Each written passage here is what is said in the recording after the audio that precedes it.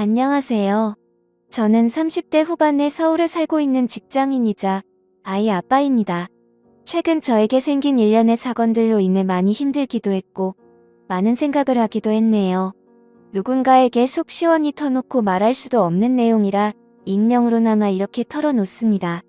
먼저 제 속사정을 모르시는 분들이 듣기에는 너무나 당혹스럽게 들릴 수도 있으실 거고 저를 비난하실 수도 있으리라 생각됩니다. 하지만 저는 최선의 방법을 선택했고 그 책임은 오롯이 제 몫으로 남았네요. 오랫동안 고민해온 제 이야기를 한번 해볼까 합니다. 저의 부모님께서는 제가 어릴 때 사고로 돌아가셨습니다. 이후 조부모님이 저를 돌봐주시기는 했지만 어릴 때부터 부모님 없이 지내다 보니 가정에 대한 남다른 애착 같은 게 더 있었던 것 같습니다. 막연하게 빨리 가정을 꾸리고 싶다는 생각을 했지만 조부모님까지 돌아가신 이후로 혼자 살아야만 했던 저는 평범한 가정에서 자란 사람들과 달리 주변에 아무런 도움도 받을 수 없었죠. 혼자 살 집 구하는 것부터 힘들었으니까요. 그렇게 살다 보니 내 가정이라는 것에 대한 욕심도 조금씩 내려놓게 되더군요.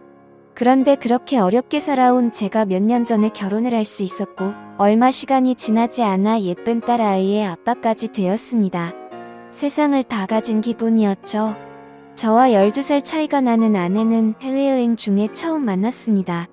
요즘이야 자유여행이 유행이지만 낯선 외국 자유여행이 자신 없었던 저는 여행사의 관광상품을 통해 여러 명이 같이 여행을 한 것이었는데 그곳에서 만난 그녀는 친구와 함께 왔더군요.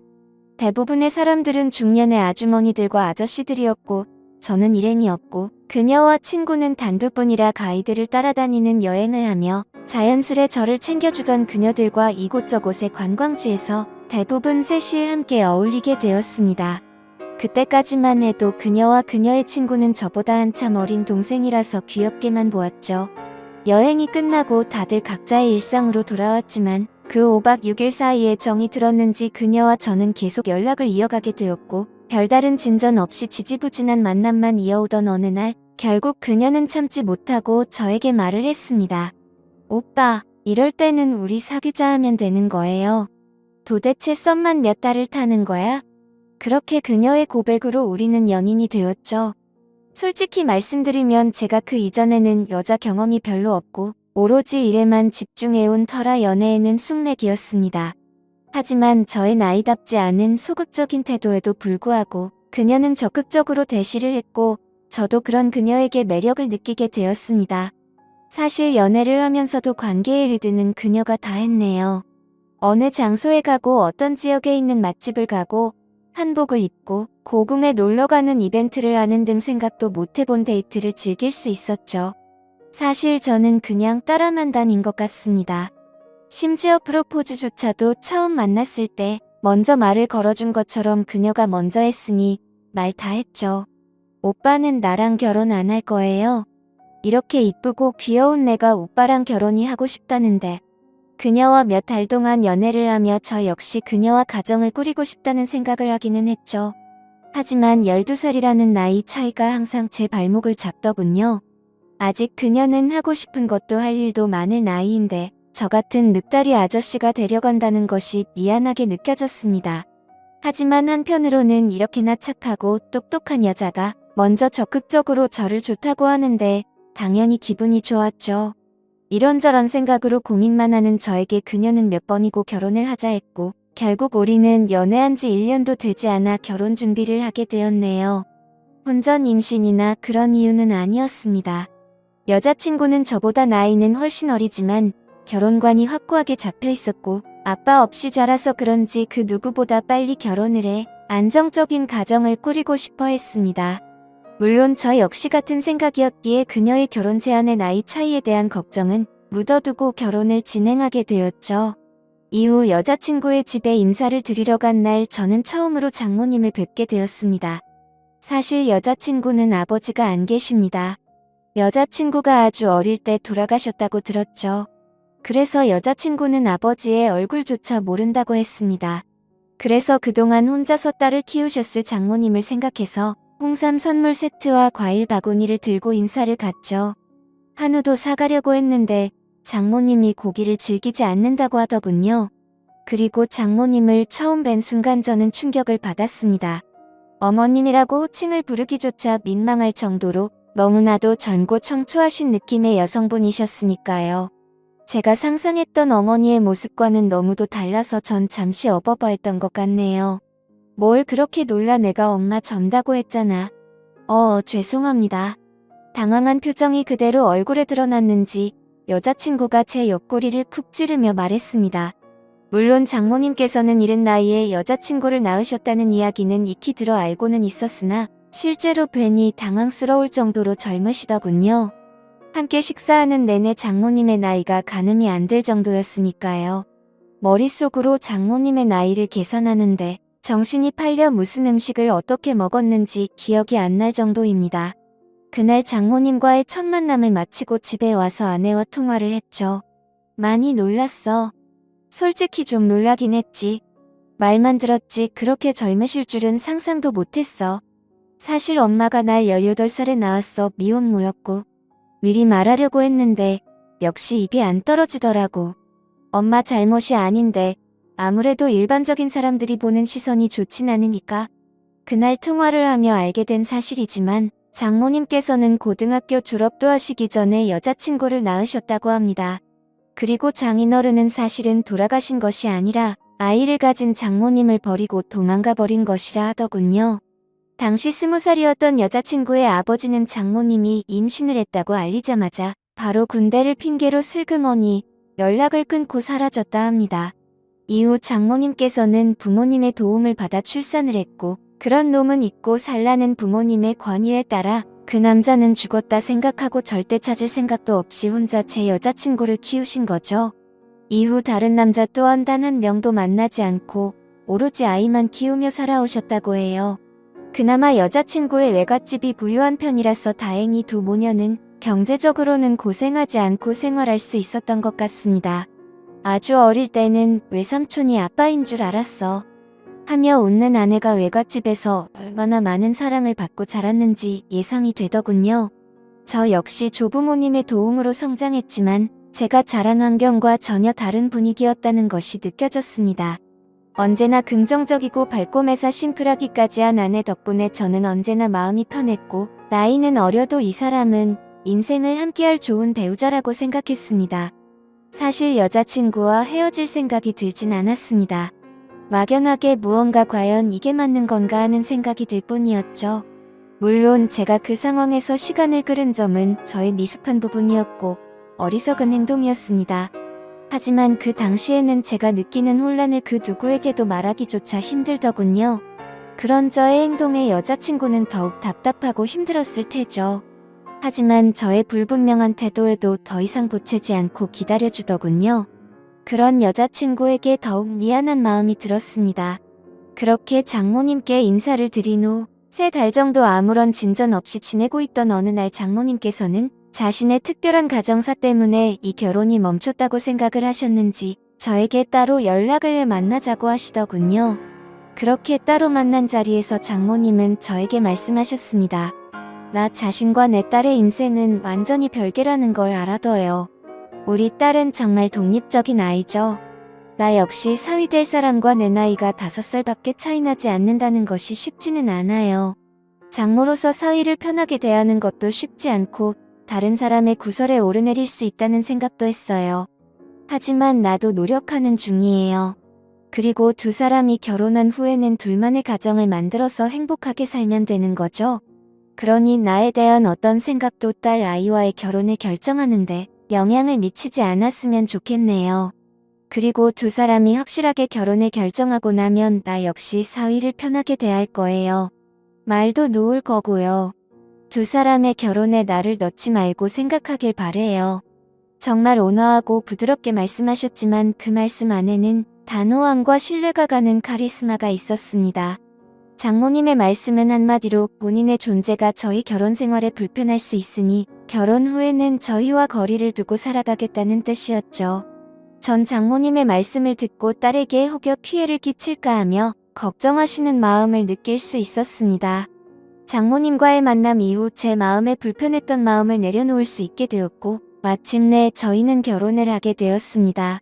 장모님의 도움을 받아 신도시의 아파트를 분양받을 수 있었고 몇 년 뒤 그 집이 완공될 때까지는 일단 제가 살던 투룸 빌라에서 신혼살림을 차리게 되었죠. 그렇게 우여곡절 끝에 행복한 결혼 생활이 시작되었고 아내의 바람대로 결혼하자마자 임신을 하게 되었죠. 아내의 소원은 단란한 가족의 생활이었습니다. 그리고 아내는 무사히 건강하고 예쁜 딸아이를 출산했습니다. 아이가 태어나니 현재 지내고 있는 집이 좁게 느껴지기는 했지만 얼마 후면 새 아파트가 완공될 예정이었기에 우리는 마냥 행복하기만 했습니다. 그런데 사람이 뭔가 마음이 불편하고 내키지 않을 때는 다 그럴 만한 이유가 있는 것일까요? 행복한 생활에 빠져있기도 잠시, 우리 가정은 한순간에 산산이 부서지고 말았습니다. 혼자 아이를 돌보며 손목에 무리가 온 아내가 하루는 저에게 아이를 맡기고 병원에 다녀오던 중 음주운전자가 낸 교통사고를 당하게 된 것이죠. 사고 직후 화재까지 일어난 큰 사고였기에 아내는 손써볼 틈도 없이 그 자리에서 사망하고 말았습니다. 그렇게 사랑스러운 제 아내는 이제 돌도 되지 않은 딸아이만 남겨둔 채 하늘나라로 가고 말았죠. 저는 아무것도 할 수 없었죠. 아내의 갑작스러운 죽음은 저에게도 감당할 수 없는 큰 충격이었기 때문입니다. 어떤 정신으로 장례를 치렀는지조차 모르겠네요. 사망사고를 낸 음주운전자는 실형을 살게 되었고 보험금도 나왔지만 그것으로 저와 딸아이의 충격까지 보상받을 수 있는 것은 아니었습니다. 그나마 한 가지 다행인 것은 딸이 아직 아기여서 엄마의 죽음을 인지할 수 없다는 것이었죠. 하지만 제가 할 수 있는 것은 아직 젖도 떼지 못한 딸을 안고 오는 것밖에 없었습니다.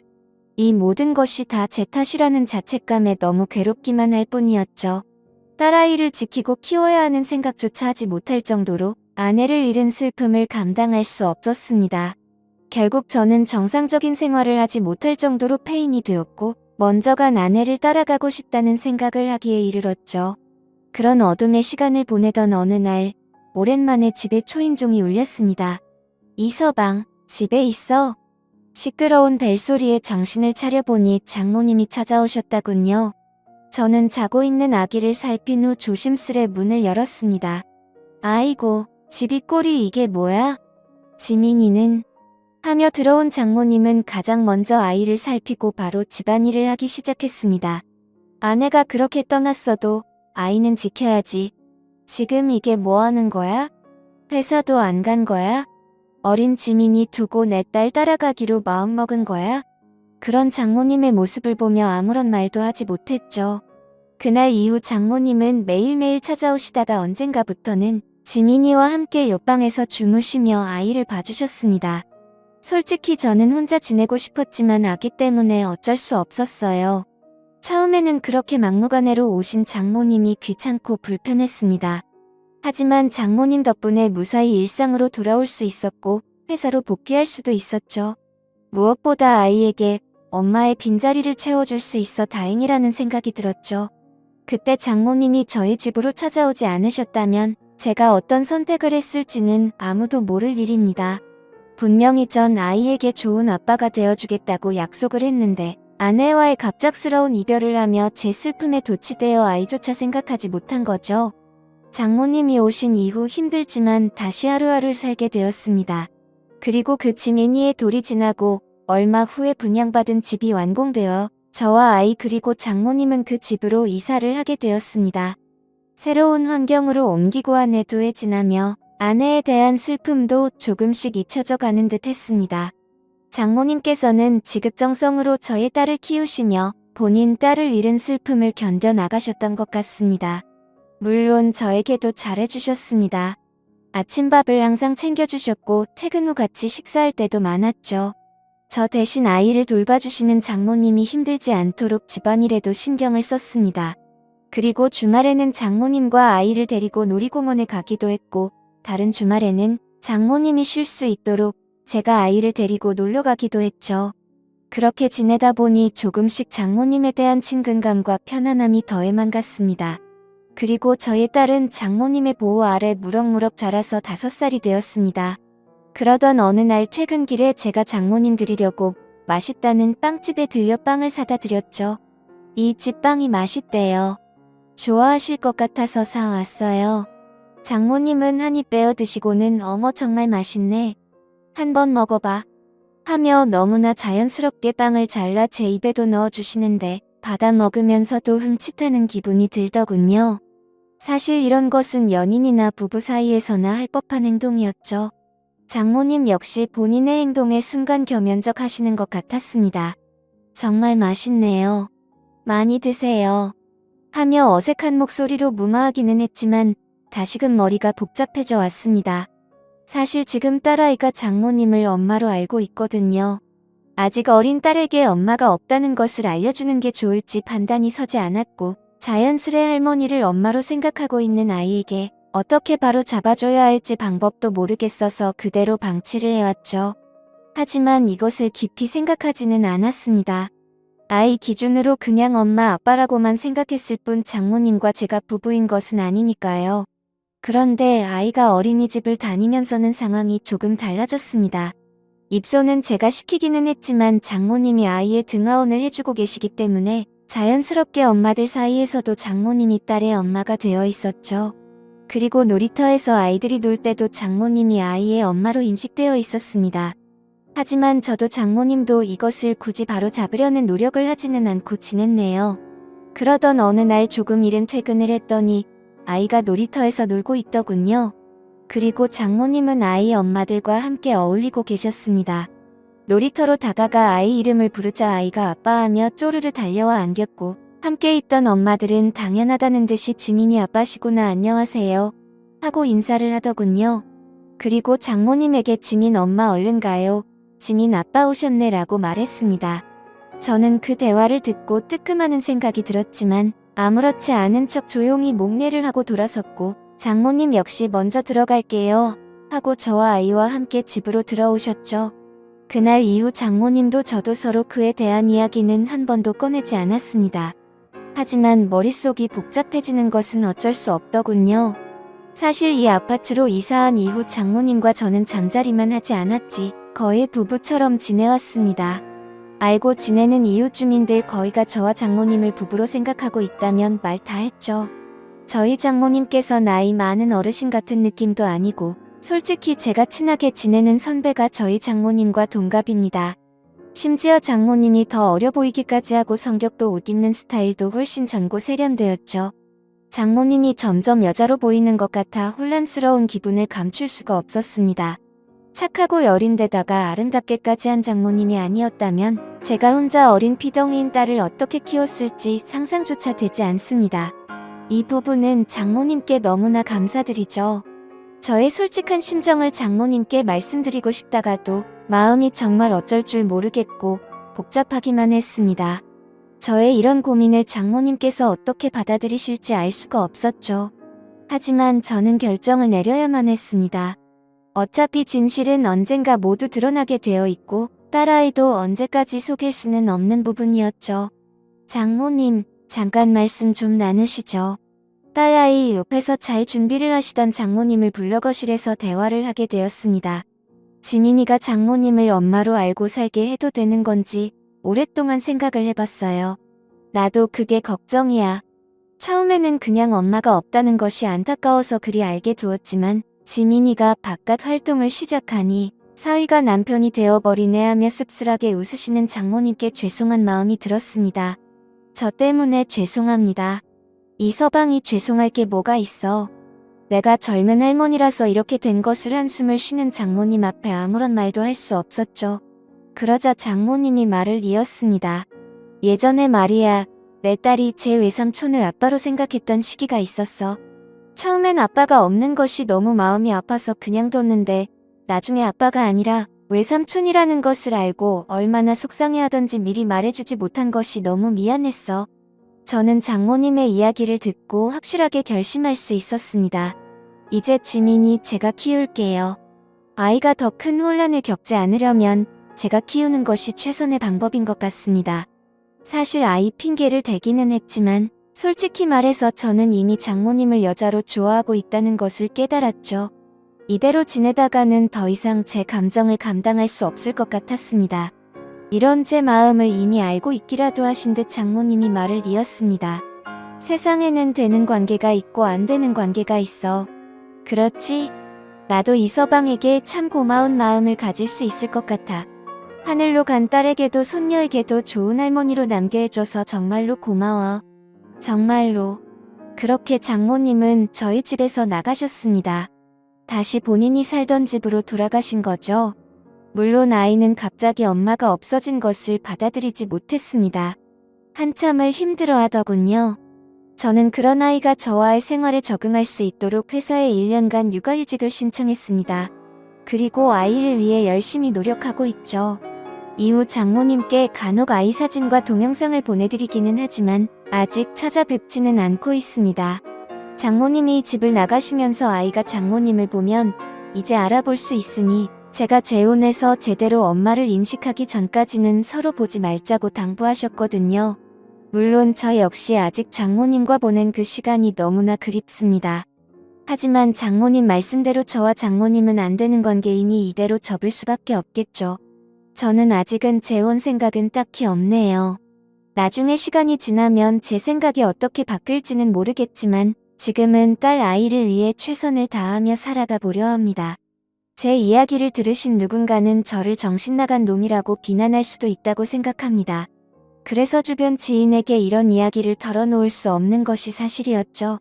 그래도 이렇게 익명으로나마 털어놓을 수 있다니 조금 후련한 기분도 드네요. 저의 조금은 부끄러운 심정을 담은 이야기를 읽어주신 분들, 여러분의 가정에 행복 많이 가득하시고 좋은 추억 많이 만드시길 기원합니다. 지금까지 제 이야기를 들어주셔서 고맙습니다. 네, 오늘 사연은 여기까지입니다.